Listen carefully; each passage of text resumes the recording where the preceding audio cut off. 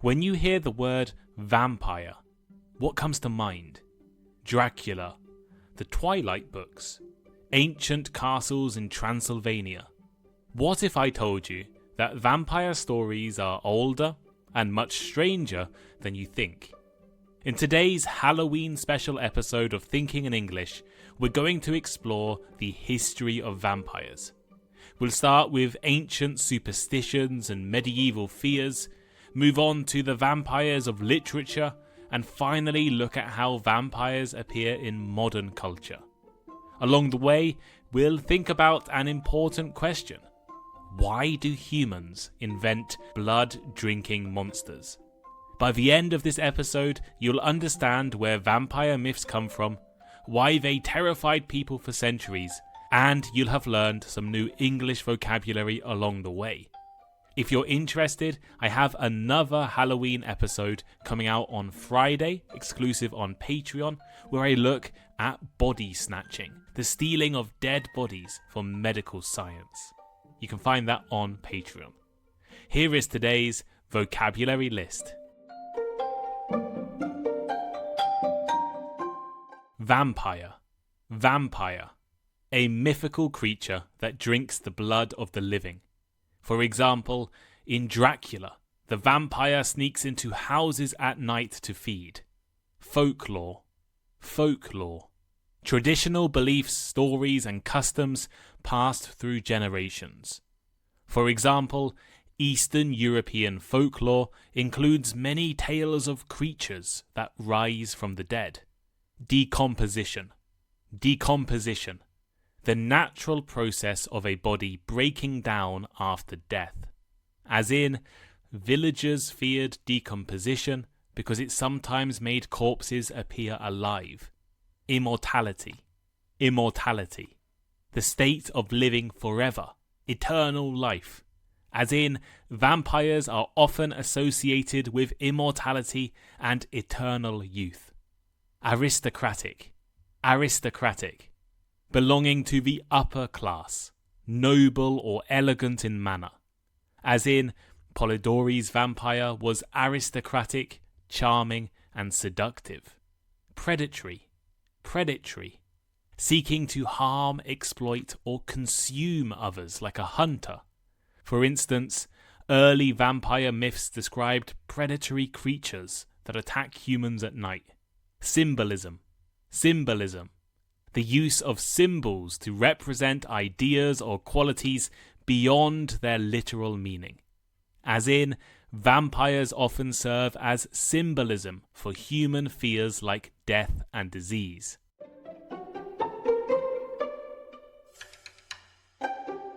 Many ancient civilizations had myths about creatures that fed on blood or ate people to stay alive. In Greece, there was the Lamia, a female demon who drank the blood of children. In Rome, people told stories of the Strix, a bird-like creature that attacked people at night.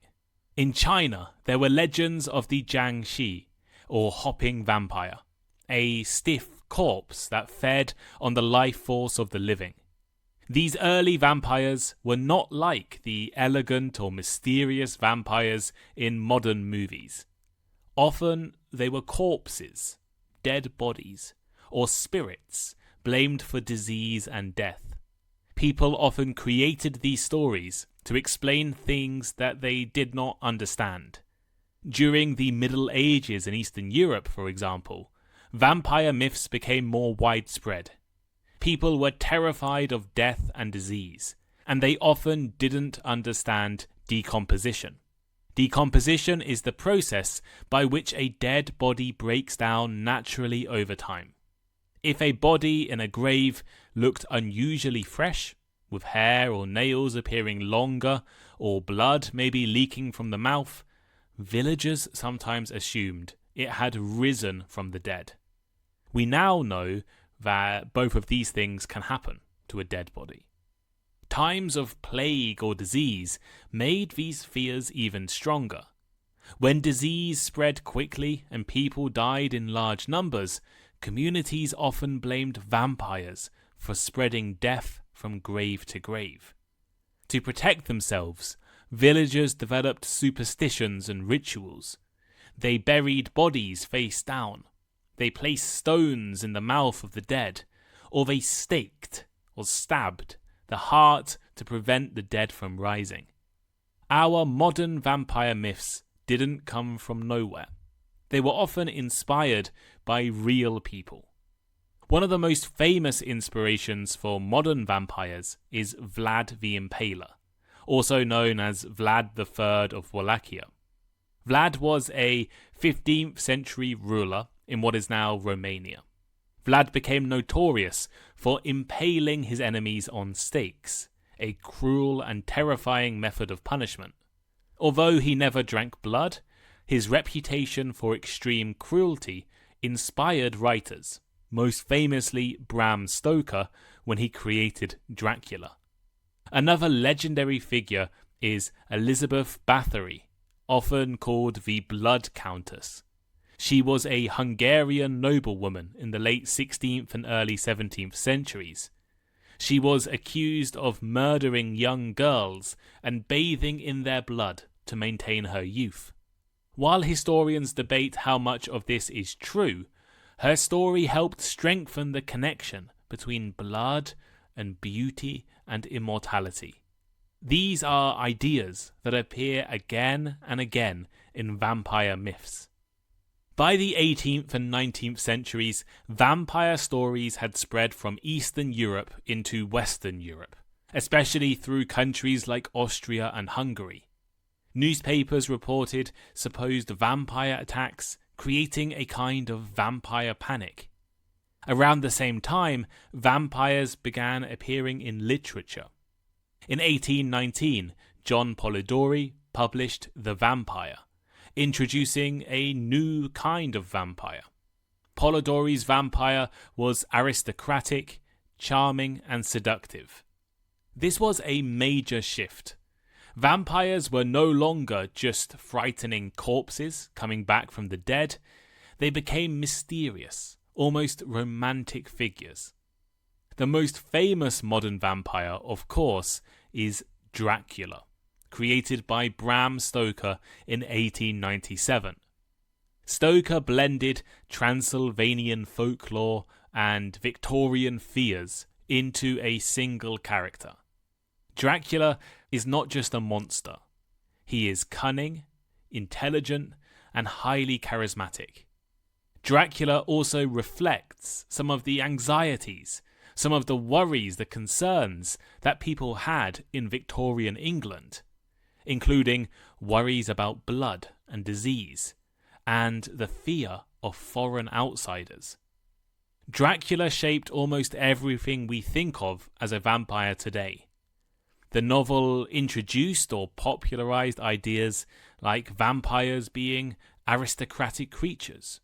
It introduced the idea that vampires need to drink blood to survive, and the ideas that vampires are weak to sunlight and stakes, garlic, and holy symbols became widely known through Dracula's story.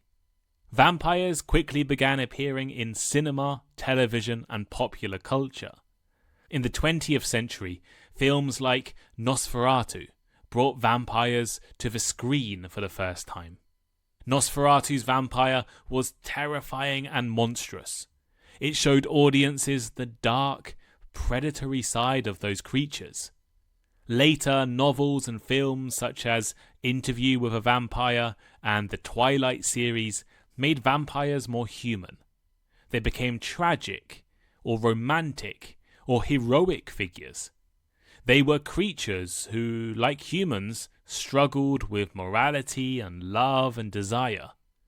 The evolution of vampire stories actually reflects changes in our society. For example, in the 19th century, vampires symbolized fear of disease and foreign invasion.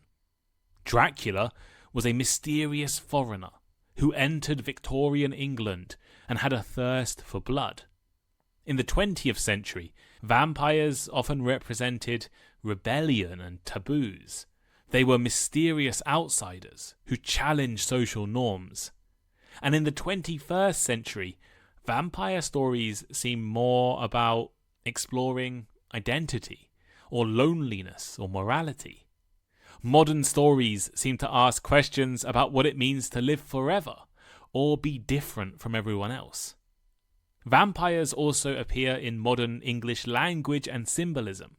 The word vampire is used metaphorically to describe someone who drains energy or resources. An energy vampire is someone who exhausts others emotionally. A corporate vampire might be a boss or a company exploiting employees, and an emotional vampire is someone who takes without giving back in relationships. While writing this episode, I became curious about why humans like to invent blood-drinking monsters. I think, from a psychological perspective, monsters like vampires let us explore taboos in a safe way. They confront us with things we normally avoid thinking about, things like death and blood. At the same time, they represent real human fears. The fear of disease, the fear of aging, becoming old, and the fear of outsiders. Are we afraid of vampires because they are inhuman, or because they represent something human? Vampires show our desire to live forever, to gain power, and escape mortality. I think vampires also reveal how myths travel across cultures and languages. The word vampire probably entered English from either Hungarian or Serbian, passing through French and German along the way. In the end, I think vampires are monsters that represent our historical and changing fears.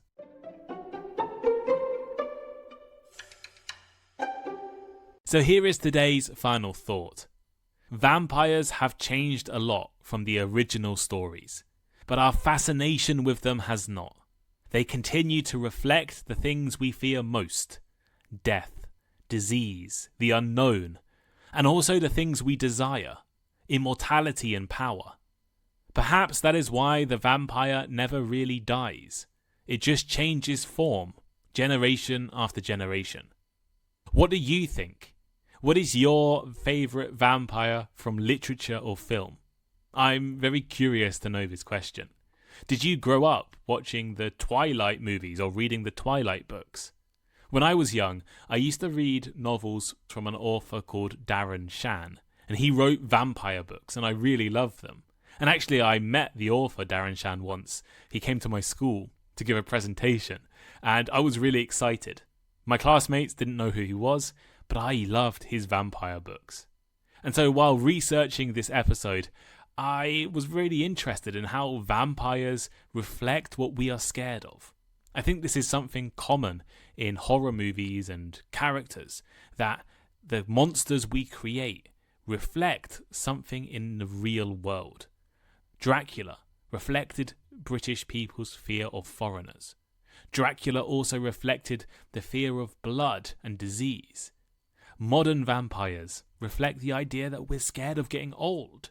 If you have to live forever, that's a scary thing. They also reflect loneliness, what it is to be different from everyone else. So I want to know, who is your favourite vampire from history, or what is your favourite monster from history? In the past, I have done Thinking in English Halloween episodes on the history of mummies, and I talked about the ancient trade in parts of mummies. And I've also done episodes on the Salem witch trials, I think that was last year, and an episode on the history of zombies, where I talked about voodoo and Haiti. Actually, this year I have another Halloween episode released on Halloween Day, a bonus episode on Patreon, and it will be about the body snatching movement. This was the movement where people stole bodies from graves in England and then sold them to medical schools. And it led to murders and a crisis where people's bodies were just being stolen and sold regularly. So if you're interested, it's a really interesting historical story. You can check it out on Patreon.